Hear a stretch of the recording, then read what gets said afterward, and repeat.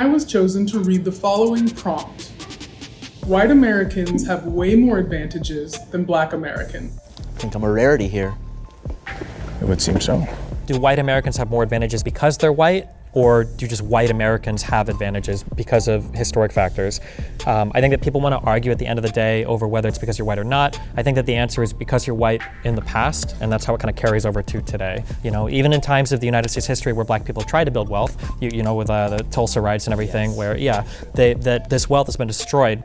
And something that's upsetting to me is when conservatives talk about how we can't blame the past for what's happening in the present. That is true to some extent, but then the next breath they'll talk about how important it is to have dual parent households, how important it is to have a strong family, to have responsibility passed on from parent to child. And we've seen in the past that because of racial issues, that process has been severely disrupted. The funny thing is that agreeing with all these things is when I did my research when I was younger, which arrived me to my standpoint of being a conservative, because I believed it was racist, Democrat, liberal ideologies and policies dating all the way back to the 1800s, all the way up to the 1960s, and then the purported big switch. But I think it was more so when Democrats decided to be a bit more cloak and dagger about their true opinions of Black people and be more secretive and more, oh, we want to help you by, you know, doing these things and seeing them as an inferior. Doing what things?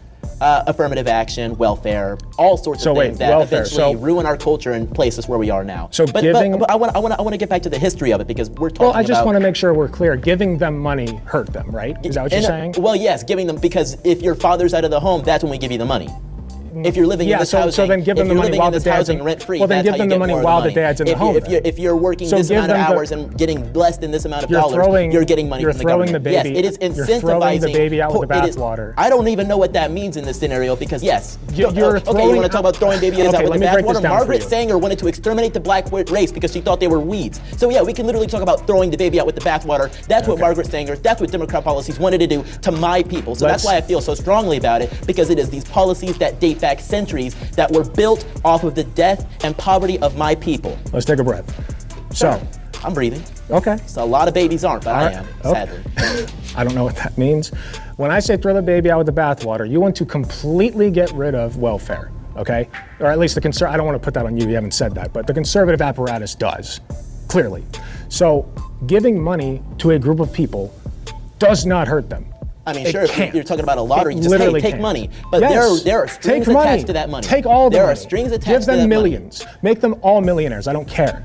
Giving money to Black people does not hurt them. And that has not happened, though. That has not happened. What do you mean? That has not happened. It hasn't been a reparations. It hasn't been this or that. It has been a welfare program, Great Societies Act, that was built off of the idea of, hey, we get these families split up, we get these people living here. So then let them keep the family together and keep all the money. I mean, I guess so, but I guarantee you, there's no way that Why would you not advocate for that? So in your, I guess, research of like history of this country and everything, do you find like the Reconstruction era and like the failures of like what it wanted to be and then what it ended up being, and then which led into had downstream effects to enter into the Jim Crow era, and you have policies like redlining that influence how schools are funded. The downstream effects of slavery, do you think put Black people generally in a worse off position than white Americans? I think generation by generation the effects of slavery have been diluted, but generation by generation the effects of racism, welfare-based policies and things of that nature became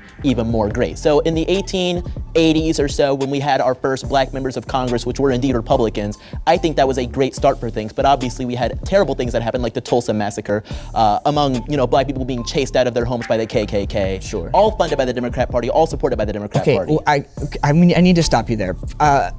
Can you attribute not to the party, but to the ideology? Because I think when you think, regardless of whatever the party switch was, traditionally conservative values did not, that's more aligned with, more racist policies in this country. It's very difficult to compare 2020s conservatism to 1880s conservatism. Oh, I was loving the one before.